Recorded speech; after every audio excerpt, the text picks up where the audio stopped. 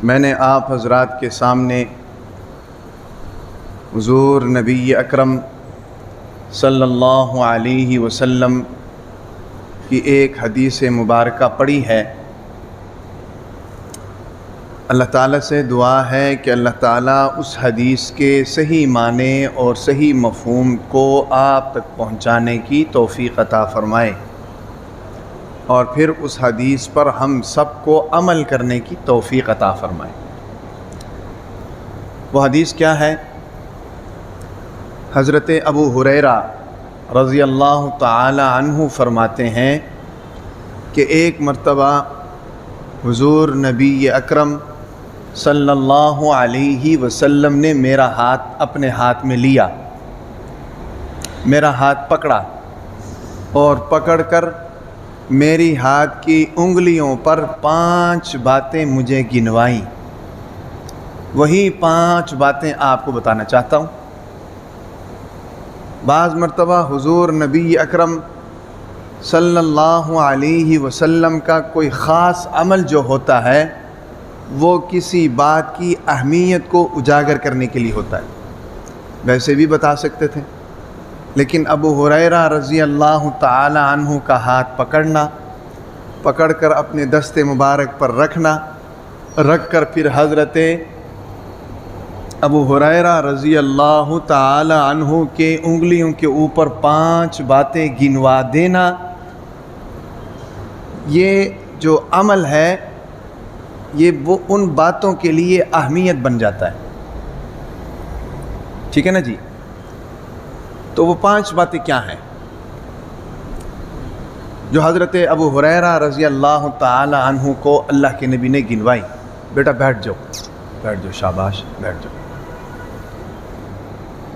ان میں سے ایک بات یہ تھی کہ ابو ہریرہ، اتق المحارم تکن اعبد الناس، گناہوں سے بچ جاؤ، سب سے بڑے عبادت گزار بن جاؤ گے۔ دیکھو، بات جملہ چھوٹا سا ہے، لیکن اس کے اندر جو معانی کا سمندر ہے، جو فوائد کا پہاڑ ہے، جو گہرائی ہے، جو علم کا ذخیرہ ہے، وہ ہماری پیمائش میں نہیں آ سکتا ہے۔ چند الفاظ کا مجموعہ ہے۔ اللہ کے نبی نے فرمایا کہ اتق المحارم تکن اعبد الناس، گناہوں سے بچ جاؤ، عبادت گزار بن جاؤ گے۔ یعنی یوں سمجھ لیں، ہونا یہ چاہیے تھا کہ عبادت زیادہ کرو تاکہ تم عبادت گزار بن جاؤ، یہ نہیں فرمایا۔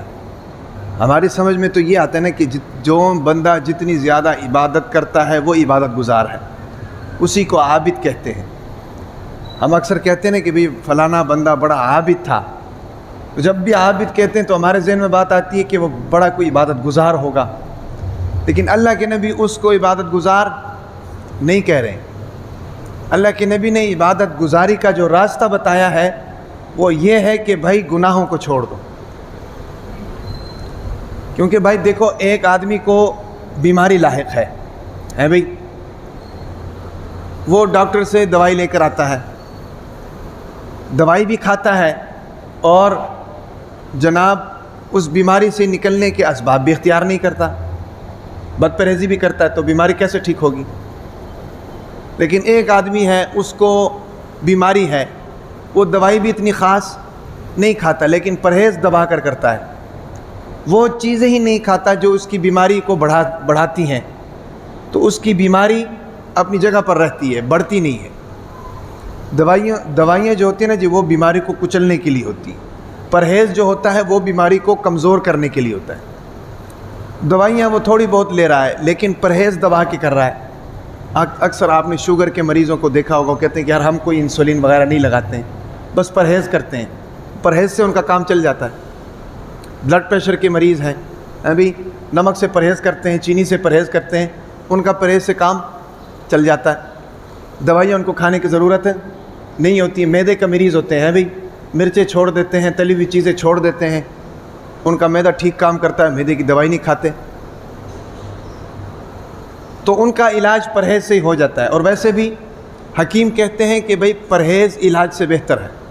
علاج میں کمی کوتاہی ہو سکتی ہے، اکثر لوگ مر جاتے ہیں، ہاسپٹل میں مر جاتے ہیں، ڈاکٹر سے بھی غلطی ہو سکتی ہے، لیکن پرہیز جو ہوتا ہے نا جی، پرہیز علاج سے بہتر ہے. پرہیز جو آدمی کرتا ہے اس کو بیماری ویسے ہی نہیں لگتی.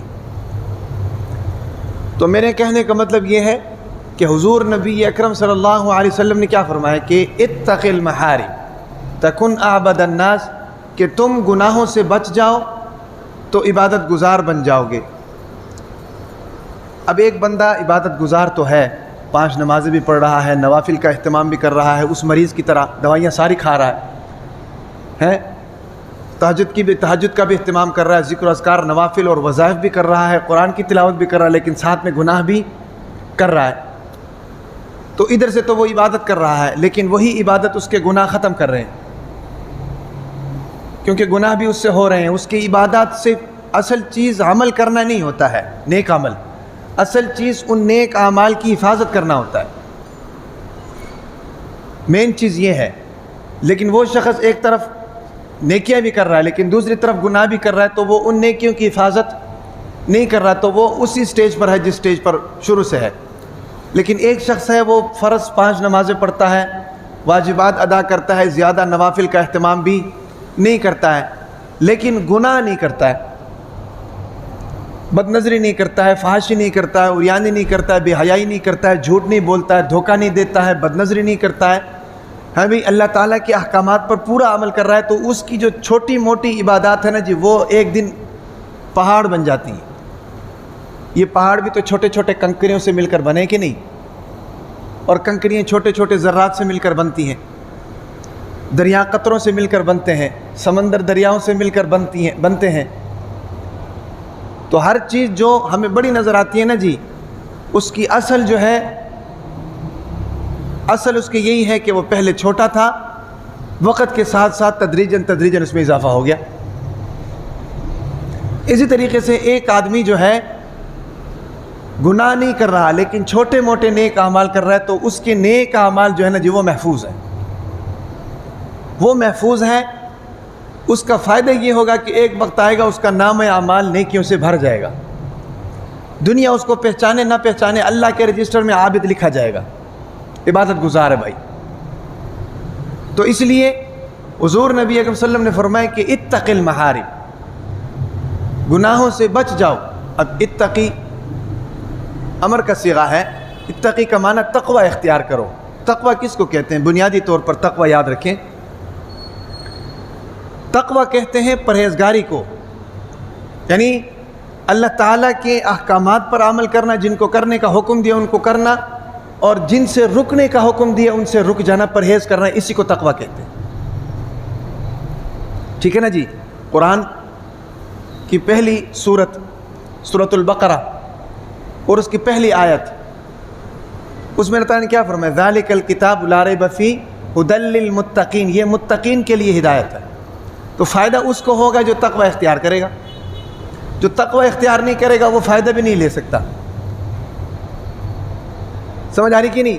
اس سے اگلے رکوع میں یا ایھا الناس اعبدوا ربکم الذی خلقکم والذین من قبلکم لعلکم تتقون، تمہیں بھی پیدا کیا، تم سے پہلے لوگوں کو بھی پیدا کیا تاکہ تم اللہ کی عبادت کرو، تاکہ تمہیں تقوی مل جائے. تو تقوی کا مل جانا یہ بہت بڑا عمل ہے کہ جس بندے کے پاس تقوی کی دولت ہے نا جی، دنیا جہان میں اس کو کوئی ٹینشن نہیں ہے. تو ایمان والے کے لیے تقوی کا ہونا یہ ضروری ہے. ٹھیک ہے نا جی. تقوی اگر نہیں ہوگا تو پھر ظاہر بات ہے اللہ کی نافرمانی ہوگی، اللہ تعالیٰ ناراض ہوں گے. اور یاد رکھو کہ ایک مسلمان کے لیے دنیا کے اندر سب سے بڑا خسارہ جو ہے نا جی وہ اللہ کی ناراضگی، اللہ کی ناراضگی ہے. بھائی دیکھو، جس ذات نے پیدا کیا، جس ذات نے پرورش کی، جس ذات نے حد کمال کو پہنچایا، جس ذات کی ساری نعمتیں ہم استعمال کر رہے ہیں، اور وہی ہم سے ناراض ہو، وہی ہم سے ناراض ہو. بتاؤ کہ اس شخص سے کوئی بڑا بدقسمت ہو سکتا ہے کہ جو اپنے محسن سے ناراض، جس کا محسن اس سے ناراض ہو جائے، جس کو پیدا کرنے والا اس سے ناراض ہو جائے. اور پھر اللہ کی ناراضگی، دنیا کے اندر سب سے بڑا خسارہ کوئی ہے تو وہ اللہ کی ناراضگی. سمجھ آ رہی کہ نہیں؟ اللہ کی نافرمانی. یاد رکھیں اللہ کی نافرمانی نہ زہر کی طرح ہے، زہر کی طرح ہے. زہر چاہے ایک بوتل میں ہو یا ایک قطرہ ہو، زہر زہر ہوتا ہے. اللہ کی نافرمانی اور ناراضگی بچھو کی طرح ہے. بچھو چاہے چھوٹا ہو چاہے بڑا ہو، بچھو بچھو ہوتا ہے. اللہ کی ناراضگی اور نافرمانی جو ہے وہ اژدہے کی طرح ہے. اژدہا چاہے چھوٹا ہو چاہے بڑا ہو، اژدہا اژدہا ہوتا ہے. سانپ کی طرح ہے، سانپ چاہے چھوٹا ہو چاہے بڑا ہو، سانپ سانپ ہوتا ہے. سمجھ آ رہی کہ نہیں بھائی بات کی؟ تو اس لیے میرے کہنے کا مطلب یہ ہے کہ بھائی حضرت ابو ہریرہ رضی اللہ تعالی عنہ کو سب سے پہلی نصیحت، یہ نصیحت جو ہے نا جی، یہ حضور نبی علیہ وسلم نے صرف حضرت ابو ہریرہ کو نہیں فرمائی ہے. یہ ابو ہریرہ کے واسطے سے اپنے آنے والی آخری امتی تک پیغام ہے. آپ کو پتہ ہے ذخیرہ احادیث میں سب سے زیادہ روایتیں حضرت ابو ہریرہ سے ہیں. ابو ہریرہ رضی اللہ تعالی عنہ فرماتے ہیں کہ میں حضور نبی اکرم صلی اللہ علیہ وسلم کی باتوں کو یاد کیا کرتا تھا. مجھے لکھنا نہیں آتا تھا تو میں یاد کرتا تھا، لیکن میرا حافظہ کمزور تھا. ایک دن میں حضور نبی اکرم صلی اللہ علیہ وسلم کے پاس گیا اور شکایت کی کہ اللہ کے نبی میرا حافظہ کمزور ہے، آپ باتیں ارشاد فرماتے ہیں، میں ان کو یاد کرنے کی کوشش کرتا ہوں، کچھ یاد ہو جاتی ہیں کچھ یاد نہیں ہوتی. اللہ کے نبی نے فرمایا کہ ابو ہریرہ اپنی چادر کو پھیلاؤ. ابو ہریرہ رضی اللہ تعالی عنہ نے اپنی چادر کو پھیلایا. اللہ کے نبی نے ہاتھ سے اشارہ کر کے ابو ہریرہ کی چادر میں کچھ ڈال دیا. ڈالنے کے بعد پھر فرمایا کہ ابو ہریرہ اس چادر کو اپنے سینے سے لگاؤ. ابو ہریرہ رضی اللہ تعالی عنہ نے اس چادر کو اٹھایا، اپنے سینے سے لگایا. فرماتے ہیں کہ اس وقت سے لے کر اب تک نبی اکرم صلی اللہ علیہ وسلم کی زبان سے جو لفظ نکلتا ہے وہ میرے دل و دماغ کے اندر نقش ہو جاتا ہے. ہاں، سب سے زیادہ روایتیں ابو ہریرہ رضی اللہ تعالی عنہ سے ہم تک پہنچی ہیں.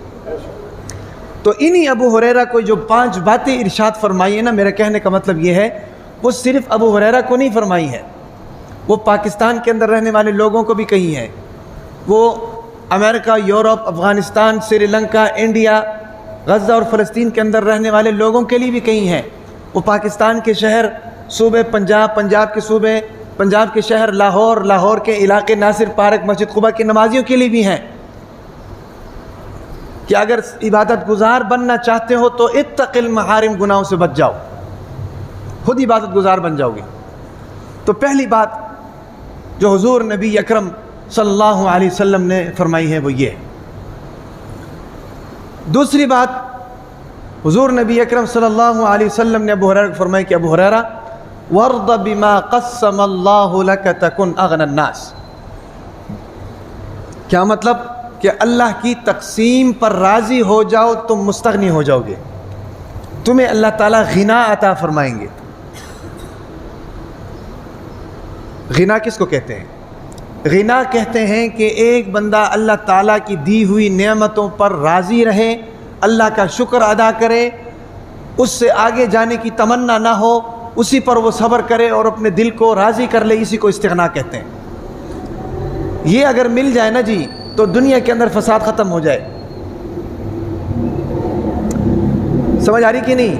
یاد رکھیں آج کل ہماری پریشانی کی بہت سی وجوہات ہیں. ایک وجہ یہ ہے کہ ہم تقدیر کے اس تقسیم کے اوپر راضی نہیں ہیں، ہم اللہ کے اس تقسیم کے اوپر راضی نہیں ہیں، تبھی تو مانگتے ہیں. اور جو بندہ اللہ کے اس تقسیم پر راضی ہو جائے نا جی، گویا کہ اس کو استغنا مل گیا، وہ غنی ہو گیا.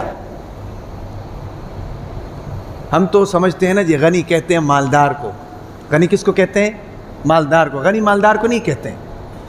غنی ہمیشہ اس شخص کو کہتے ہیں جس کے پاس جو کچھ ہے وہ اس پر راضی ہے، اس کو غنی کہتے ہیں. سمجھ آ رہی کہ نہیں؟ ہمارے پیمانے میں، ہمارے نظروں میں مالدار وہ شخص ہوتا ہے جس کے پاس زیادہ پیسہ ہو، جس کے پاس گاڑیاں ہوں، جس کے پاس نوکر چاکر ہوں، ہیں بھئی، جس کا بینک بیلنس ہو، پروٹوکول ہو، ہیں بھئی، آگے پیچھے لوگ اس کے پھرتے ہوں، وہ اٹھے تو لوگ کھڑے ہو جائیں، وہ بیٹھے تو لوگ بیٹھ جائیں، وہ بولے تو لوگ چپ ہو جائیں، ہیں بھئی، اس کے منہ سے ایک لفظ نکلے تو وہ پورا ہو جائے، ہیں بھئی. اس کو ہم سمجھتے ہیں کہ یار جی محلے کا چودھری ہے، وڈیرا ہے، مالدار ہے، پیسے دار ہے. مالدار وہ نہیں ہے، مالدار وہ نہیں ہے.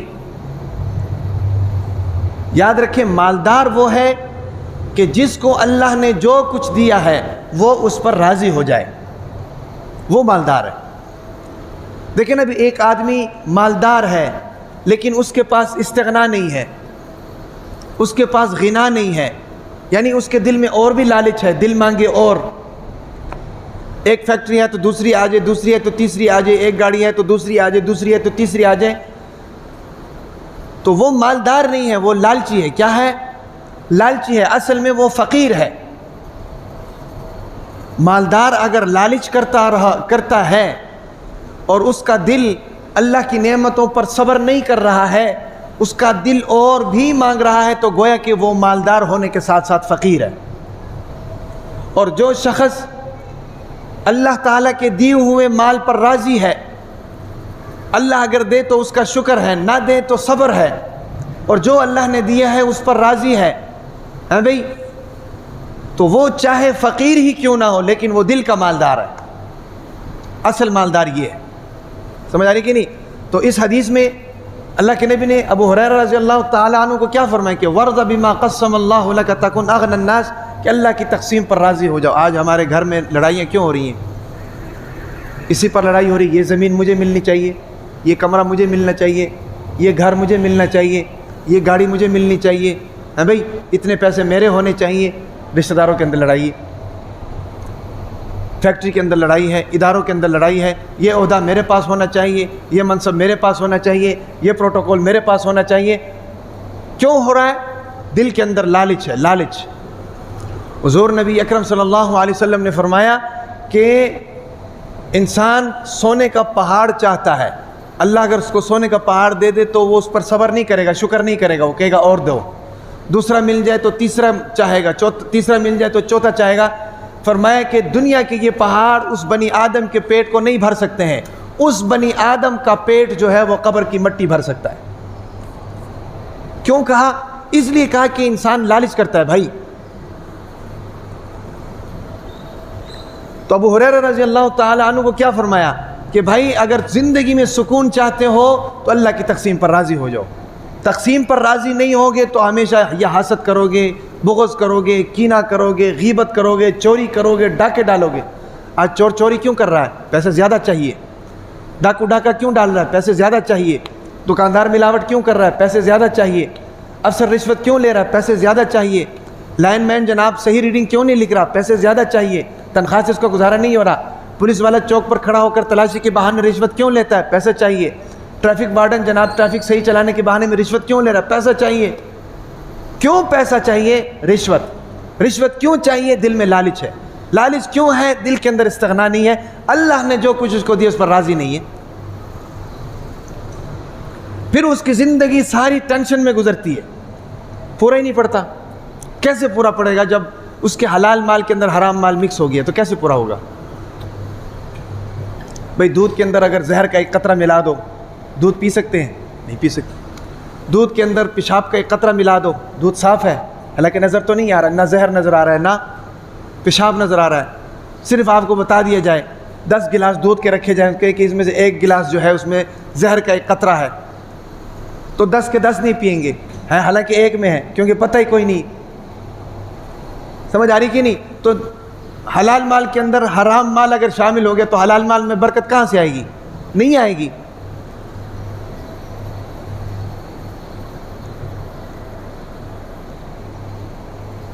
اللہ اللہ۔ تو ابو ہریرہ رضی اللہ تعالیٰ عنہ کو جو 5 نصیحتیں حضور نبی اکرم صلی اللہ علیہ وسلم نے کی ہے نا جی، ان 5 نصیحتوں میں سے دوسری نصیحت کیا ہے؟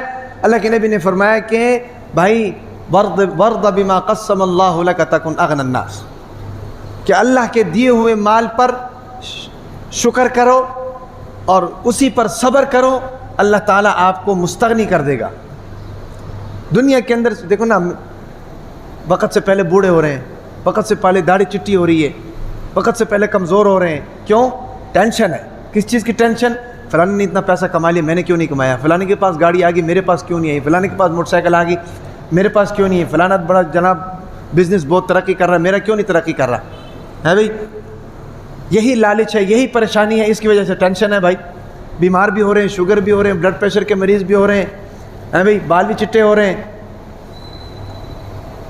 دیہاتوں میں چلے جائیں، دیہاتوں میں چلے جائیں یا KPK کے اندر آپ چلے جائیں، وہاں پر جناب ہمارے ہم عمر جو لوگ ہیں نا جی، وہ عمر میں ہم سے چھوٹے لگیں گے، بال بھی جناب کالے سیاہ ہیں، چٹے نہیں ہیں، صحت بھی جناب تندرست ہے. کیوں؟ ٹینشن نہیں ہے. ٹینشن کیوں نہیں ہے؟ لالچ نہیں ہے. میرے چاچو ہیں، ان کے بیٹے وہاں بیٹھے ہوئے ہیں. میرے چاچو ہیں، میرے سے کتنے سال بڑے ہوں گے میرے چاچو، چترال میں ہوتے ہیں، میرے ساتھ کھڑے ہوتے ہیں، لوگ کہتے ہیں یہ آپ کا بڑا بھائی ہے. حالانکہ وہ میرے چاچو ہیں، کتنے سال مجھ سے بڑے ہیں. اس کی وجہ یہ ہے کہ وہ وہاں پہ رہتے ہیں، وہاں ٹینشن کوئی نہیں ہے، خوراک اچھی ہے، ٹینشن کوئی نہیں. تو یہاں ٹینشن کیوں ہے؟ یہاں ٹینشن اس لیے کہ ایک دوسرے کو دیکھتے ہیں بھائی. حالانکہ شریعت کا اصول یہ ہے کہ بھائی دنیا کے معاملے میں اپنے سے نیچے کو دیکھو، پھر آپ کو ٹینشن نہیں ہوگی. دین کے معاملے میں آپ سے اپنے سے اوپر کو دیکھو. یہ 5 نمازیں پڑھتا ہے، میں کیوں نہیں پڑھتا؟ یہ تہجد گزاری کرتا ہے، میں کیوں نہیں کرتا؟ یہ نوافل کا اہتمام کرتا ہے، میں کیوں نہیں کرتا؟ یہ قرآن پڑھتا ہے، میں کیوں نہیں پڑھتا؟ جب دنیا کے معاملے میں اپنے سے اوپر کو دیکھو گے تو ہمیشہ ٹینشن میں ہی رہو گے. یہ دیکھو گڈی کتوں آ گئی، موٹر سائیکل کتوں آ گئی، موبائل کتوں آ گیا ہے بھائی، گھر کہاں سے لے لیا، اتنا کھاتا پیتا ہے، کہاں سے کھاتا پیتا ہے، کتنا کماتا ہے. ٹینشن ہی لگی رہے گی. کیا خیال ہے بھائی؟ گرمی زیادہ ہوگی. تو کہنے کا مطلب یہ ہے کہ دوسری نصیحت حضور نبی اکرم صلی اللہ علیہ وسلم نے حضرت ابو ہریرہ رضی اللہ تعالی عنہ کو فرمائی کہ ورض بما قسم اللہ لک تکن اغنى الناس، کہ جو اللہ کی تقسیم ہے اس پر راضی ہو جاؤ. جب دل راضی ہو گیا نا پھر زیادہ کی لالچ نہیں ہوگی. حضرت عبد القادر جیلانی رحمۃ اللہ علیہ کا ایک واقعہ کتابوں میں لکھا ہوا ہے کہ ان کا تجارتی سامان جو ہے وہ سمندر کے راستے سے آ رہا تھا. اتنے میں ان کو کسی نے اطلاع دی کہ بھئی آپ کی جو کشتی ہے جس کے اندر آپ کا سامان پڑا ہوا تھا وہ کشتی ڈوب گئی. تو عبد القادر جیلانی رحمۃ اللہ علیہ نے فرمایا کہ الحمدللہ. پھر کچھ دیر بعد پھر اطلاع کی کہ حضرت یہ خبر جھوٹی تھی، آپ کی جو کشتی ہے وہ کنارے لگ گئی، آپ کا سامان محفوظ ہے. پھر فرمایا الحمدللہ.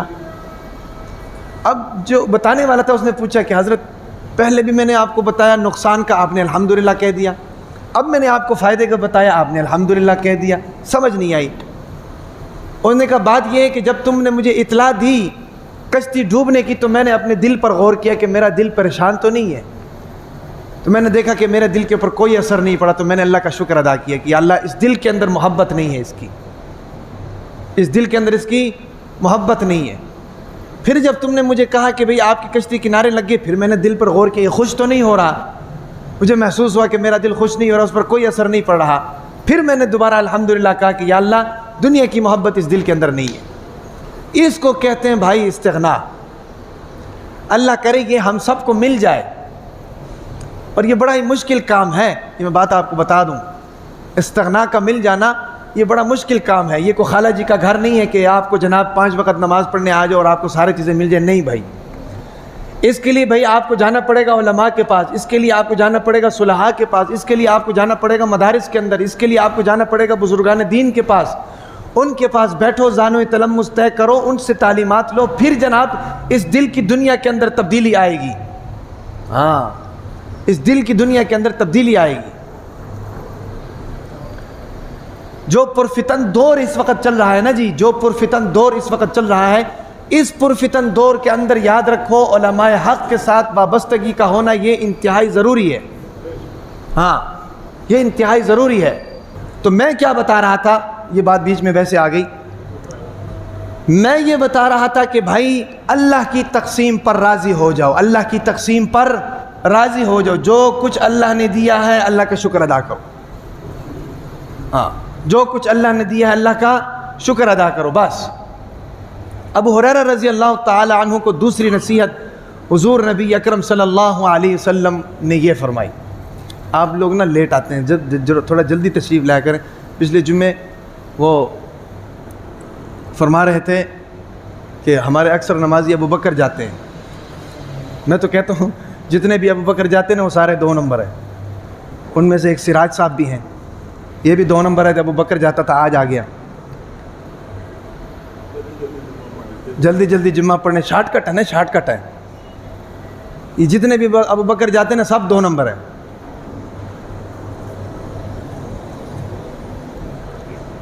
تو دوسری نصیحت یہ فرمائی کہ بھائی اللہ کی تقسیم کے اوپر راضی ہو جاؤ۔ پہلی نصیحت کیا تھی کہ اگر سب سے بڑے عبادت گزار بننا چاہتے ہو تو گناہوں کو چھوڑ دو۔ دوسری نصیحت یہ فرمائی کہ اگر دل کا سکون چاہتے ہو، دل کا سکون چاہتے ہو تو اللہ نے جو کچھ تمہیں دیا اس پر راضی ہو جاؤ، دل مطمئن ہو جائے گا، دل کو سکون آ جائے گا۔ سمجھ آ رہی نا؟ اور تیسری نصیحت حضور نبی اکرم صلی اللہ علیہ وسلم نے کیا فرمائی کہ وَأَحْسِنْ إِلَىٰ جَارِكَ تَكُنْ مُسْلِمًا تَكُنْ مُؤْمِنًا، اپنے پڑوسی کے ساتھ حسن سلوک کرو، تمہارا ایمان مکمل ہو جائے گا۔ پڑوسی کے ساتھ حسن سلوک، پڑوسی کے ساتھ حسن سلوک کرو، تمہارا ایمان، یعنی حضور نبی، یوں سمجھ لیں حضور نبی اکرم صلی اللہ علیہ وسلم یہ فرمانا چاہ رہے ہیں کہ ایمان اس وقت تک مکمل نہیں ہوگا جب تک پڑوسی کے ساتھ حسن سلوک نہیں کرو گے۔ اور ایک جگہ پر حضور نبی اکرم صلی اللہ علیہ وسلم نے کیا فرمایا کہ واللہ لا یؤمن، واللہ تین مرتبہ فرمایا واللہ لا یؤمن، واللہ لا یؤمن، واللہ لا یؤمن، اللہ کی قسم وہ مومن نہیں ہو سکتا اس وقت تک جب تک وہ اپنے پڑوسی کے ساتھ حسن سلوک نہ کرے۔ اس لیے پڑوسی کے ساتھ حسن سلوک، اور بدبخت ہے وہ پڑوسی، حدیث کا مفہوم ہے بدبخت ہے وہ پڑوسی کہ جو خود پیٹ بھر کر سو جائے اور اس کے ساتھ جو اس کا پڑوسی رہ رہا ہے اس کے پیٹ میں کچھ بھی نہ ہو، اس کو کھانا تک نہ ملا ہو، اور خود پہ ہمارا یہی ہوتا ہے، ساتھ والے گھر میں فوتگی ہو جاتی ہے، ساتھ والوں کو پتہ ہی نہیں چلتا، پتہ ہی نہیں چلتا، خوشی آ جائے تب بھی پتہ نہیں چلتا، فوتگی ہو جائے تب بھی خوشی آ جائے اس لیے پتہ نہیں چلتا کہ وہ خوشی میں کوئی بلاتا نہیں، فوتگی ہو جائے تب اس لیے نہیں پتہ چلتا کہ کبھی کسی نے خوشی پہ بلایا ہی نہیں ہے، تو کیسے پتہ چلے گا، تعلق واسطہ ہی نہیں ہے، ٹھیک ہے کہ نہیں؟ تو اپنے پڑوسیوں کے ساتھ بھائی ہم سب کو چاہیے، مجھ سمیت سب کو چاہیے کہ اچھا تعلق رکھو۔ ہاں، پڑوسیوں کے حقوق ہیں، یاد رکھیں، پڑوسیوں کے بارے میں پوچھا جائے گا۔ پڑوسی کی 2-3 قسمیں ہیں، ایک وہ ہوتا ہے، ایک پڑوسی وہ ہوتا ہے جس کا گھر آپ کے گھر کے ساتھ ہے، اس طرف ہے، اس طرف ہے، یا پیچھے ہے یا آگے ہے، آپ کے گھر کے ساتھ جو ہوتا ہے نا وہ آپ کا پڑوسی ہوتا ہے۔ دوسری قسم پڑوسیوں کی جو آپ کے محلے میں رہتا ہے، وہ بھی آپ کا پڑوسی، یاد رکھو، جو آپ کے محلے میں رہتا ہے، آپ محلے کے شروع میں رہتے ہیں، ایک محلے کے آخر میں رہتا ہے، اس آخری والے کا حق بھی آپ کے اوپر ہے، اس کو کوئی پریشانی ہے اس سے پوچھو، کوئی ٹینشن ہے اس سے پوچھو، کسی چیز کی ضرورت ہے اس سے پوچھو، گھر میں کھانا بناؤ تو پانی تھوڑا کچھ زیادہ ڈال دو تاکہ پڑوسی تک بھی پہنچ جائے۔ دوسری قسم یہ ہے پڑوسی کی، اور تیسری قسم پڑوسی کی یہ ہے جو تھوڑی دیر کے لیے آپ کے پاس بیٹھا ہو، نماز پڑھنے آئے ہیں، دونوں ایک دوسرے کے پڑوسی، ایک دوسرے کو تکلیف نہ ہو، بل جمع کرانے آئے ہیں، بینک میں لائن پہ لگے ہوئے ہیں، آگے والا بھی آپ کا پڑوسی ہے، پیچھے والا بھی آپ کا پڑوسی ہے، نہ آگے والے کو آپ سے نقصان ہو، نہ پیچھے والے کو آپ سے نقصان ہو۔ سفر کرنے جا رہے ہیں، بس میں بیٹھے ہوئے ہیں، 7 سیٹ والا آپ کا پڑوسی ہے، اس کو آپ سے تکلیف نہ پہنچے۔ سمجھ آ رہی کہ نہیں؟ شریعت تو یہاں تک جاتا ہے کہ ایک سیکنڈ بھی جو شخص آپ کے ساتھ وابستہ ہو جائے اس کو آپ سے نقصان نہ پہنچے۔ دکان پہ بیٹھے ہوئے ہیں، گاہک آ گیا کچھ دیر کے لیے، وہ آپ کا پڑوسی ہے، اس کو دھوکہ نہ دو، اس سے 2 نمبری نہ کرو۔ سمجھ آ رہی کہ نہیں؟ اس سے جناب زیادہ منافع نہ لو، اس کے حقوق تمہارے اوپر ہے۔ تو یہ پڑوسیوں کے حقوق ہیں۔ تو تیسری بات حضور نبی اکرم صلی اللہ علیہ وسلم نے کیا فرمایا کہ بھائی وَأَحْسِنْ إِلَىٰ جَارِكَ تَكُنْ مُؤْمِنًا، اپنے پڑوسیوں کے ساتھ اچھا سلوک کرو تاکہ تمہارا ایمان مکمل ہو جائے۔ امام ابو حنیفہ رحمۃ اللہ علیہ، ان کے ایک پڑوسی تھے جو امام ابو حنیفہ رحمۃ اللہ علیہ کو بہت تنگ کیا کرتے تھے۔ رات کو جناب شراب کی محفل ہوتی تھی، کباب کی محفل ہوتی تھی، ناچ گانا ہوتا تھا، ہیں بھئی، غول غپاڑے ہوتے تھے، شور ہوتا تھا، ڈانس ہوتا تھا۔ تو ایک دن ایسا ہوا کہ یاروں دوستوں کو بلایا ہوا تھا، اس نے بلا کر جناب موسیقی کی محفل رکھی ہوئی تھی، شراب و کباب کی محفل تھی، جناب ناچ گا رہے تھے۔ اتنے میں اس علاقے کا جو گورنر تھا وہاں سے گزرا، دیکھا کہ جناب گھر کے اندر تو شور ہے، اور ساتھ میں امام ابو حنیفہ رحمۃ اللہ علیہ کا گھر ہے۔ امام ابو حنیفہ کوئی چھوٹی شخصیت تو نہیں تھی، اس وقت ساری دنیا ان کو جانتی تھی۔ اس نے جناب اس شخص کو پکڑا اور پکڑ کر اس کو لے گیا، جا کے اس کو جناب حوالات میں بند کر دیا۔ صبح امام ابو حنیفہ رحمۃ اللہ علیہ کی آنکھ کھلی نماز کے لیے، دیکھا کہ لوگوں نے بتایا کہ جی بھی حضرت فلانے بندے کو اٹھا کے لے گئے گورنر صاحب۔ وہ گورنر سے ملنے گیا، کہا کہ بھی کیا ماجرا ہے؟ انہوں نے کہا ماجرا یہ ہے کہ بھائی یہ آپ کے گھر کے ساتھ اس کا گھر ہے بھئی یہ رات کو موسیقی کی محفل لگاتا ہے اور جناب اس کا شور اتنا زیادہ تھا کہ آپ کی نیند کے اندر خلل پڑ رہا تھا، تو مجھے برداشت نہیں ہے کہ آپ جیسی شخصیت کی نیند کے اندر یہ شخص خلل ڈالے، تو آپ کی وجہ سے میں نے اس کو اٹھا دیا۔ امام ابو حنیفہ رحمہ اللہ فرمائے کہ اگر میری وجہ سے اٹھایا ہے تو ابھی میری وجہ سے چھوڑ دو، اس سے مجھے کوئی تکلیف نہیں ہے، اگر تکلیف بھی ہے تو میں معاف کرتا ہوں، اس کو چھوڑ دو۔ اب جناب امام ابو حنیفہ رحمۃ اللہ علیہ کے حکم پر اس کو چھوڑ دیا گیا۔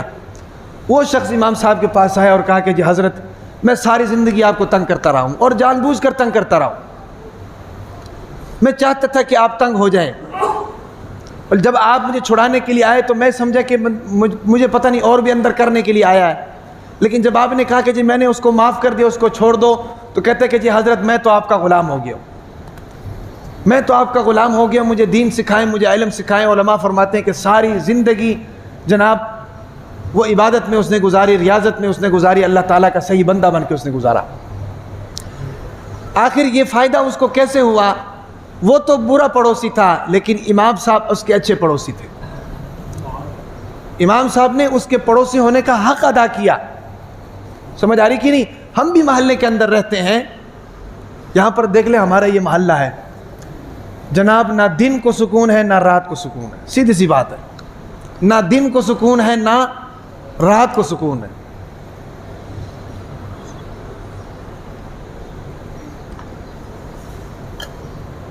شادی ہو جائے تو جناب کتنے دن جناب وہ ڈھول ڈھمکوں میں گزر جاتے ہیں، نہ قرآن پڑھا جاتا ہے، نہ گھر میں خواتین نماز پڑھ سکتی ہیں، ابھی نہ ذکر و اذکار ہو سکتا ہے۔ کیوں بھائی؟ فلانے کی شادی ہو رہی، کیا کریں؟ کوئی بات کرتے ہیں تو تعلق خراب ہوتا ہے۔ آخر ہم تو تعلق کو بچانے کی کوشش کرتے ہیں، کیوں بھائی ہمارا پڑوسی ہے، ہمارا محلے دار ہے، لیکن میرے محلے دار کو تو میرے بارے میں سوچنا چاہیے نا کہ بھائی فلانا آدمی سو رہا ہے، سوئے ہوئے آدمی کے پاس قرآن پڑھنا جائز نہیں ہے۔ بھائی آپ اپنی عبادت کر رہے ہو، دوسرے کی نیند میں خلل کیوں ڈالتے ہو؟ میری باتیں غلط تو نہیں بھائی؟ ایک جگہ پر قرآن پڑھا جا رہا ہے، دوسرے گھر کے اندر جناب آپ ڈھول ڈمک کے کرے تو یہ کہاں کی انسانیت ہے؟ معاشرہ اس کی کیسے اجازت دے سکتا ہے؟ اور یہ حقوق حق تلفی ہے اور اس کے بارے میں قیامت کے دن پوچھا جائے گا۔ ایک تو کام حرام اور دوسرا پھر اس سے دوسروں کو نقصان۔ جہاں دوسروں کو نقصان ہو رہا ہے وہاں تو شریعت حلال کام سے منع کرتی ہے، تم کر بھی حرام رہے ہو۔ کیا خیال ہے بھائی؟ اس لیے بھائی اگر ایسا موقع آ جائے تو کوشش کریں کہ ایسے موقع کے آگے رکاوٹ بنے، ہاں ایسے موقع کے آگے رکاوٹ بنے۔ تو تیسری نصیحت حضور نبی اکرم صلی اللہ علیہ وسلم نے کیا فرمائی؟ حضور نبی اکرم صلی اللہ علیہ وسلم نے فرمائی کہ بھائی اپنے پڑوسیوں کے ساتھ حسن سلوک کرو، اپنے پڑوسیوں کے ساتھ حسن، اگر تم کامل ایمان والے بننا چاہتے ہو، اگر یہ چاہتے ہو کہ میرا ایمان مکمل ہو جائے تو پھر پڑوسیوں کے ساتھ حسن سلوک کرو۔ پڑوسی چاہے کافر بھی ہو، یاد رکھو حسن سلوک واجب ہے اس کے ساتھ، کافر بھی ہونا، غیر مسلم بھی ہو، اس کے ساتھ حسن سلوک واجب ہے۔ ہمارے یہاں ہوتا کیا ہے، گھر میں سالن خراب ہو رہا ہو نا جی، وہ جناب ہم پڑوسی اگر غریب ہے اس کو دے دیتے ہیں، خود نہیں، جو جب خود کھا رہے ہوتے تو اس کا خیال نہیں کرتے، جب خراب ہونے کے قریب آ جاتا ہے یا فقیر کو دے دیتے ہیں بھائی، یا جناب غریب پڑوسی کو دے دیتے ہیں۔ جب ہمارے گھر میں شادی آتی ہے سب کو بلاتے ہیں، پڑوسی کا حق سب سے پہلے بھائی، پڑوسی کو نہیں بلاتے۔ کیوں بھائی نہیں بلاتے؟ ہمارے لیول کا نہیں ہے، ہمارے سٹیٹس کا نہیں ہے بھائی، ہمارے لیول کا نہیں، لہٰذا ہماری ناک کٹ جائے گی۔ ہمارا پڑوسی غریب ہے، پھٹے پرانے کپڑے پہن کر آئے گا، پھٹی پرانی جوتی پہن کر آئے گا، ہمارے رشتہ دار آئیں گے جناب سارے مالدار ہیں، وہ کیا کہیں گے؟ غریب پھر پڑوسی نہیں ہے، غریب پھر میں ہوں۔ میں مالداری کے باوجود اگر وسعت ظرفی نہیں رکھتا ہوں، میں مالداری کے باوجود نظروں میں وسعت نہیں رکھتا ہوں، میں مالداری کے باوجود سوچ میں وسعت نہیں رکھتا ہوں، تو وہ تو امیر ہے، غریب تو میں ہوں۔ کیا خیال ہے بھائی؟ ہمارے یہاں یہ چلتا ہے۔ تو اس لیے حضور نبی اکرم صلی اللہ علیہ وسلم کا حکم ہے، حضرت ابو ہریرہ رضی اللہ تعالی عنہ کو تیسری نصیحت یہ فرمائی کہ بھائی وَأَحْسِنْ إِلَىٰ جَارِكَ تَكُنْ مُؤْمِنًا، اور چوتھی نصیحت حضور نبی اکرم صلی اللہ علیہ وسلم نے کیا فرمائی کہ وَأَحِبَّ لِلنَّاسِ مَا تُحِبُّ لِنَفْسِكَ تَكُنْ مُؤْمِنًا، کہ جو تم اپنے لیے پسند کرتے ہو لوگوں کے لیے بھی وہی پسند کرو. جو تم اپنے لیے پسند کرتے ہو لوگوں کے لیے بھی وہی پسند کرو. سمجھ آ رہی کہ نہیں؟ یہ نہیں ہے کہ اپنے لیے جناب اچھی چیز ہے، کسی کو تحفے دینے کی باری آئی تو جناب گھٹیا چیز دے دی، ایسا نہیں ہے.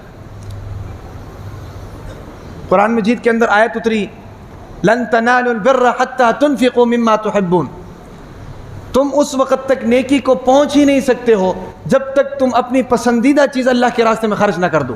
صحابی اٹھا جناب، بھاگا، بھاگ کر باغ کے اندر گیا، دیکھا بہت بڑا باغ ہے، 500-600 درخت کھجور کے لگے ہوئے ہیں. فوراً آیا اللہ کے نبی کے پاس، آ کہا کہ اللہ کے نبی اللہ کے راستے میں دینا چاہتا ہوں.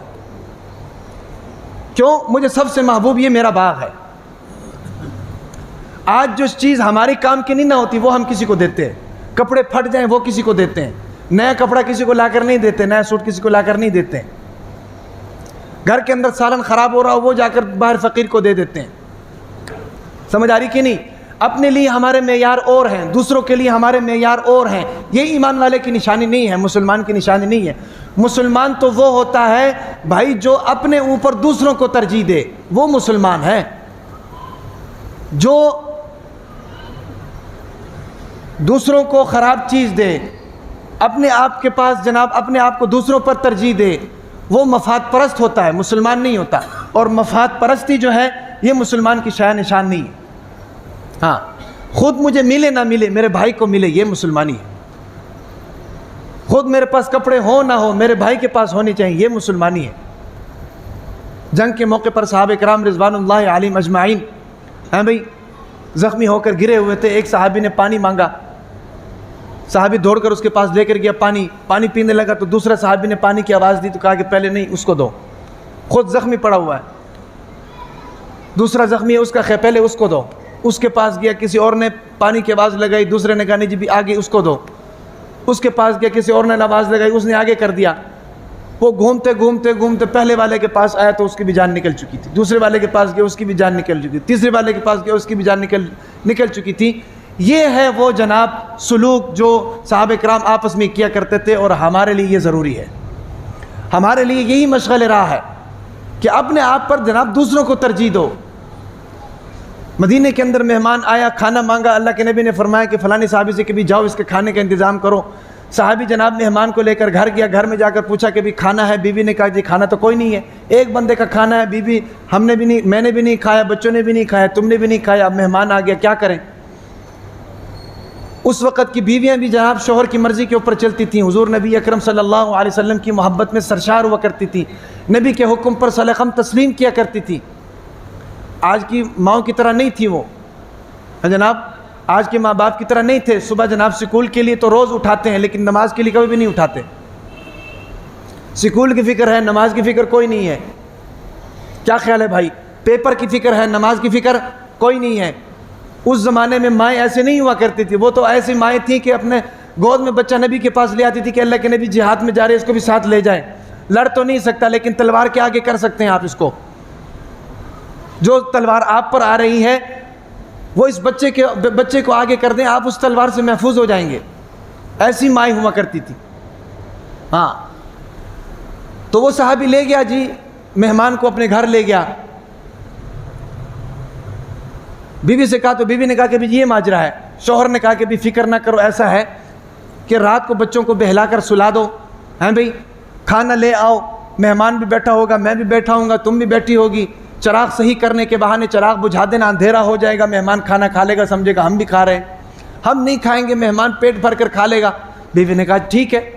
بچوں کو سلا دیا، کھانا لے کر آگے چراغ صحیح کرنے کے بہانے چراغ بجھا دیا، اندھیرا ہو گیا. لیکن کوئی دیکھے نہ دیکھے اللہ کی ذات تو دیکھ رہی ہے نا بھائی، اللہ کی ذات تو دیکھ رہی ہے. واللہ علیم بذات الصدور. اللہ کے سامنے نہ کوئی اندھیرے کی حیثیت ہے نہ کوئی روشنی کی حیثیت ہے. اندھیری رات میں اندھیرے پتھر، کالے پتھر کے اوپر کالی چونٹی کے چلنے کے پاؤں کے نشان اللہ کی ذات دیکھ سکتی ہے. کیا خیال ہے بھائی؟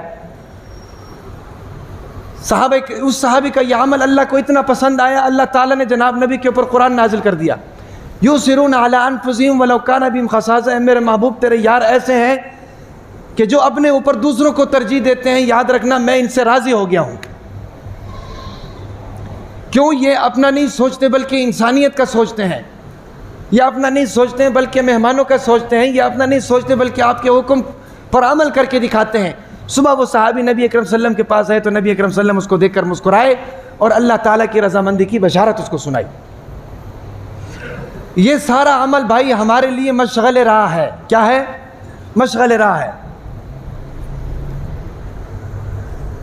کہ بھائی جو اپنے لیے ہم پسند کریں وہی معیار ہم دوسروں کے لیے رکھیں، وہی چیز ہم دوسروں کے لیے پسند کریں، پھر جناب ہم مسلمان اپنے آپ کو مسلمان کہہ سکتے ہیں۔ سمجھ آ رہی کہ نہیں؟ ویسے تو نام کے مسلمان سارے ہیں، سارے اپنے آپ کو مسلمان کہتے ہیں، سینہ ٹھوک کر کہتے ہیں، لیکن عمل کا مسلمان کوئی بھی نہیں ہے۔ اللہ تعالی ہم سب کو ان باتوں پر عمل کرنے کی بھی توفیق عطا فرمائے۔ اس لیے میں اکثر کہتا ہوں بھائی جلدی تشریف لایا کریں۔ تو 4 باتیں ہو گئیں۔ پانچویں بات، حضور نبی اکرم صلی اللہ علیہ وسلم نے ابو ہریرہ رضی اللہ تعالیٰ فرمائے کہ وَلَا تُكْسِرِ الضَّحِكَ فَإِنَّ كَسْرَةَ الضَّحِكِ تُمِيتُ الْقَلْبَ، زیادہ نہ ہنسا کرو، زیادہ ہنسنے سے دل مردہ ہو جاتا ہے، زیادہ ہنسنے سے دل مردہ ہو جاتا ہے۔ مسلمان کی شان نہیں ہے زیادہ ہنسے، ہماری تو عادت ہو چکی ہے کسی کو جناب بے عزت کرنے کے لیے، کسی کو ہنسانے کے لیے جناب سچی بات جھوٹی بات سب کر دیتے ہیں، حالانکہ یہ غلط ہے۔ اسلام سنجیدہ مذہب ہے اور اپنے ماننے والوں کو سنجیدگی سکھاتی ہے، اور اللہ تعالی ہم سب کو ان باتوں پر عمل کرنے کی توفیق عطا فرمائے۔ تو حضرت ابو ہریرہ رضی اللہ تعالی عنہ کو حضور نبی اکرم صلی اللہ علیہ وسلم نے 5ویں نصیحت جو فرمائی وہ کیا ہے؟ زیادہ نہ ہنسا کرو، زیادہ نہ ہنسا کرو۔ زیادہ ہنسنا جو ہے وہ دل کو مردہ کر دیتا ہے۔ ہاں، مسلمان کی شان یہ ہے کہ مسلمان اپنی موت کو یاد کرے، موت کو۔ بھائی موت پر ایمان تو سب کا ہے کہ نہیں بھائی؟ آج یہ جو ہمارا آوے کا آوا بگڑا ہوا نا، اس کی وجہ یہ ہے کہ ہم موت کو بھول چکے ہیں۔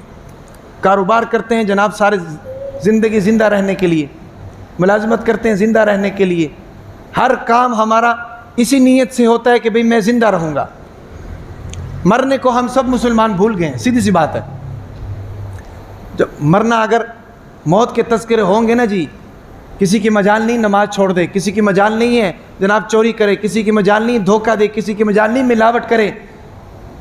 آج ہمارے بازاروں میں ملاوٹ ہو رہا ہے، دھوکہ ہو رہا ہے، جھوٹ بولا جا رہا ہے، ایک دوسرے کے جیب کاٹتے ہیں، ایک دوسرے کو جناب ننگا کر دیتے ہیں۔ پیچھے وجوہات کیا ہیں؟ وجوہات یہی نا، مرنا بھول گئے۔ اکثر ہم کہتے ہیں نا یار تجھے مرنا یاد نہیں، وہ اس لیے کہتے ہیں کہ بھئی جس شخص کو مرنا یاد ہونا جی، وہ اس طرح کے کام کبھی بھی نہیں کرتا ہے۔ کیا خیال ہے بھائی؟ تو حضور نبی اکرم صلی اللہ علیہ وسلم نے کیا فرمایا کہ بھائی زیادہ نہ ہنسو، کیوں؟ دل مردہ ہو جائے گا۔ آخرت کو یاد کرنے سے یاد رکھیں دل بیدار رہتا ہے۔ آگے خطرہ ہونا جی، آگے خطرہ ہو تو بندہ آنکھیں کھلے رکھتا ہے، کان بھی کھلے رکھتا ہے، بھئی اعصاب بھی مضبوط رکھتا ہے، آگے خطرہ ہے۔ آخرت بندے کو یاد ہونا جی، وہ اپنی آنکھیں بھی کھلی رکھتا ہے، اللہ کی نافرمانی کبھی بھی نہیں کرتا، کان بھی کھلے رکھتا ہے، ناک بھی کھلا رکھتا ہے، زبان بھی کھلی رکھتا ہے کہ کوئی غلطی نہ ہو جائے، دل بیدار رہتا ہے کہ کوئی غلطی نہ ہو جائے۔ آج ہم سب نشے کے اندر مست ہیں، بھئی نشے کے اندر مست ہیں، کوئی پتہ کوئی نہیں ہے۔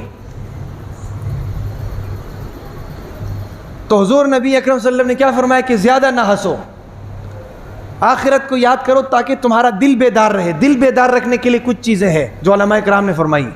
سب سے پہلی چیز دل کو زندہ رکھنے کے لیے جو ہے نا جی، وہ یہ ہے کہ قرآن کی تلاوت کی جائے، قرآن کی تلاوت کی جائے۔ بھئی قرآن کی تلاوت مصیبت تو یہ ہے نا کہ ہمیں قرآن تو پہلی بات ہے پڑھنا ہی نہیں آتا، قرآن ہمیں پڑھنا ہی نہیں آتا۔ اگر ہمیں پڑھنا آتا ہے تو ہم پڑھتے ہی نہیں ہیں، ہم پڑھتے نہیں ہیں۔ یاد رکھیں کہ قرآن قیامت کے دن ہمارے خلاف گواہی دے گا۔ وقال الرسول یا رب ان قوم اتخذوا هذا القرآن مہجورا، اللہ کے نبی کہے گا کہ یا اللہ یہ وہ لوگ ہیں، یہ میری امت ہے، انہوں نے قرآن کو پس پش ڈالا تھا۔ آج مجھے بتاؤ نا، اتنے لوگ یہاں پر ہیں روزانہ کتنا قرآن پڑھتے ہیں؟ روزانہ ناشتہ کرتے ہیں جی، دوپہر کا کھانا کھاتے ہیں جی، رات کا کھانا کھاتے ہیں جی، بیوی بچوں کے ساتھ انجوائے کرتے ہیں جی، ان کی خواہشات پورے کرتے ہیں جی، بیوی کے نخرے پورے کرتے ہیں جی، کاروبار کرتے ہیں جی، ملازمت کرتے ہیں جی، قرآن پڑھتے ہیں نہیں، اور پھر کہتے ہیں کہ مسلمان ہیں، پھر کہتے ہیں جی ہمارے کاروبار میں بھی ترقی ہو جائے، ہماری زندگی میں بھی سکون آ جائے، ہماری بیوی بھی ہماری فرما بردار ہو جائے، ہمارے بچے بھی نیک اور صالح ہو جائیں، لیکن ہم قرآن نہیں پڑھیں گے۔ کہنے کو سارے مسلمان ہیں، قرآن نہیں پڑھیں گے، پڑھنا ہی نہیں آتا، کیسے پڑھیں گے بھائی؟ بدقسمتی ہے، قرآن پڑھنا ہی نہیں آتا۔ نہ کبھی ہمارے ماں باپ نے سوچا ہے کہ اولاد کو ہم قرآن پڑھا دیں، اور نہ ہم اپنی اولاد کو آگے پڑھانے کے لیے سوچ رہے ہیں سونے پر سہاگا۔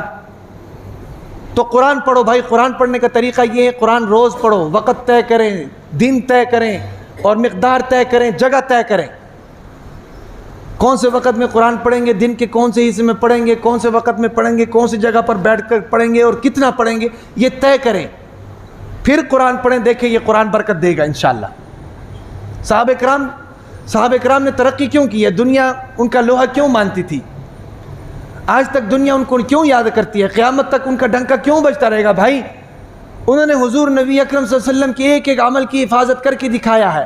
حضور نبی علیہ وسلم کے احکامات میں سے حکم یہ کہ قرآن کو پڑھو، انہوں نے پڑھ کے دکھایا ہے۔ قرآن کے ساتھ بھائی محبت کر کے دکھایا ہے، انہوں نے محبت کر کے دکھایا۔ ایک ہوتا ہے کسی چیز کا کرنا، ایک ہوتا ہے کسی چیز کے ساتھ عشق کرنا۔ قرآن کے ساتھ قرآن کہتا ہے میرے ساتھ عشق کرو، میرے ساتھ محبت کرو۔ جس سے محبت کی جاتی ہے نا جی، اس کی ایچی بیچی کا پتہ ہوتا ہے۔ کیا خیال ہے بھائی؟ جس سے محبت کی جاتی ہے اس کے انگ انگ کا پتہ ہوتا ہے، جس سے محبت کی جاتی ہے اس کے ہر پیچ و خم کا پتہ ہوتا ہے۔ تو قرآن کے ساتھ محبت جب کی جائے گی تو قرآن کی گہرائی کا بھی پتہ چلے گا، قرآن کی مٹھاس کا بھی پتہ چلے گا، قرآن کی بلندی کا بھی پتہ چلے گا، قرآن کی شیرینی کا بھی پتہ چلے گا، قرآن کی خوبصورتی کا بھی پتہ چلے گا، قرآن کی تاثیر کا بھی پتہ چلے گا۔ یہ ساری چیزیں آج ہمارے نظروں کے سامنے اوجھل ہیں، گم ہیں۔ وجہ کیا ہے کہ بھائی ہم تو یا قرآن پڑھتے نہیں، پڑھتے ہیں تو سرسری پڑھتے ہیں، عشق نہیں ہے، قرآن کے ساتھ محبت نہیں، عشق صحابہ کرام نے کر کے دکھایا ہے قرآن کے ساتھ۔ ہاں، ایک جنگ کے موقع پر حضور نبی اکرم صلی اللہ علیہ وسلم نے 2 صحابہ کرام کی ڈیوٹی لگائی پہاڑ کے اوپر کہ تم نے چوکیداری کرنی ہے، باقی سارے سو جائیں گے۔ باقی سارے سو گئے، صحابہ کرام دونوں جاگ رہے تھے، ان میں سے دونوں نے مشورہ کیا کہ بھائی ایک سو جاتا ہے، دوسرا جاگ جاتا ہے، آدھی رات دوسرا جاگ جائے گا، پہلا سو جائے گا۔ انہوں نے کہا ٹھیک ہے۔ ایک سو گیا جناب، دوسرا جناب جاگ رہا تھا، اس نے سوچا یار فالتو بیٹھا ہوں، ہماری طرح تو تھا نہیں کہ جناب موبائل کے اندر مصروف ہو جائے۔ کیا خیال ہے بھائی؟ ہم ایک گھر میں بیٹھے ہوتے ہیں، بیوی بھی ہوتی ہے، بچے بھی ہوتے ہیں، شوہر بھی ہوتے ہیں، کسی کا منہ ادھر، کسی کا منہ ادھر، کسی کا منہ ادھر، کسی کا منہ ادھر، کوئی شمال کی طرف، کوئی جنوب کی طرف، کوئی مغرب کی طرف، کوئی مشرق کی طرف، کوئی اوپر تو کوئی نیچے۔ کیا خیال ہے بھائی؟ سارے ایک جگہ بیٹھے ہوئے ہیں لیکن محسوس نہیں ہوتا ایک جگہ بیٹھے ہوئے۔ کیوں؟ موبائل زندہ باد، موبائل زندہ باد۔ تو اس صحابی نے کہا کہ بھائی فالتو بیٹھا ہوا ہوں، کیوں نہ قرآن پڑھ لوں۔ اس نے جناب 2 رکعت نفل کی نیت کی اور سورۃ الکہف کی تلاوت کرنی شروع کر دی۔ اب اللہ تعالیٰ کے ساتھ عشق و مستی کی باتیں شروع ہو گئیں صحابی کی۔ سورۃ الکہف کی تلاوت ہے، پہاڑ کی چوٹی ہے، اندھیری رات ہے، پہرہ داری کر رہا ہے، نماز کا ماحول ہے، اللہ کی رحمتوں کا نزول ہے اور قرآن کی تلاوت ہے۔ کیا سما ہوگا؟ کیا خیال ہے؟ سورۃ الکہف کی تلاوت کرنی شروع کر دی، اتنے میں پیچھے سے دشمن آ گیا۔ دشمن نے دیکھا دور سے ایک بندہ کھڑا ہوا ہے، اس نے جناب تیر چلا دیا۔ وہ تیر لگا صحابی کی کمر پر۔ تلاوت پھر جاری ہے، نماز پھر جاری ہے، دوسرا تیر چلایا، تیسرا تیر چلایا، چوتھا تیر چلایا، خون زیادہ بہنے لگا، جسم جواب دینے لگا، سستی زیادہ ہونے لگی، فوراً تلاوت ختم کی، سلام پھیرا، صحابی کو جگا دیا۔ صحابی نے جناب سب کو جگا دیا۔ پھر اس سے پوچھا گیا کہ آپ کو تیر لگا تھا تو آپ نے ہمیں اٹھایا کیوں نہیں؟ انہوں نے کہا کہ میں سورۃ الکہف کی تلاوت کر رہا تھا، میرا دل نہیں مان رہا تھا کہ میں اس سورۃ الکہف کی تلاوت کو چھوڑ دوں، نماز توڑ دوں۔ کسی طریقے سے اس کو پورا کیا اور آپ کو جگایا۔ تو یہ ہے بھائی قرآن سے محبت۔ دلوں کو زندہ کرنے کے لیے سب سے پہلی چیز کیا ہے؟ قرآن سے محبت ہونی چاہیے۔ دوسری چیز تہجد کی پابندی ہونی چاہیے۔ کیا ہونی چاہیے بھائی؟ تہجد کی پابندی ہونی چاہیے۔ اللہ تعالی ہم سب کو تہجد کی پابندی کی توفیق عطا فرما دے۔ تیسری چیز کیا ہے؟ مسکین اور یتیم کے سر کے اوپر ہاتھ رکھو۔ محلے میں کوئی مسکین ہے، رشتہ داری میں کوئی مسکین ہے، برادری میں کوئی مسکین ہے، کوئی یتیم ہے، اس کے سر کے اوپر ہاتھ رکھو، اس کے ساتھ تعاون کرو، اس کی غمی خوشی کے اندر شریک ہو جاؤ۔ یہ دلوں کو زندہ کرنے والے اعمال میں بتا رہا ہوں۔ اور چوتھی چیز کیا ہے؟ چوتھی چیز یہ ہے کہ درود شریف کی کثرت ہونی چاہیے۔ یہ وہ اعمال ہے جس سے دل زندہ ہوتے ہیں۔ تو یہ 5 چیزیں حضور نبی اکرم صلی اللہ علیہ وسلم نے حضرت ابو ہریرہ رضی اللہ تعالی عنہ کو بتائی ہیں۔ اللہ تعالیٰ سے دعا، اللہ تعالیٰ ان باتوں پر ہم سب کو عمل کرنے کی توفیق عطا فرمائے۔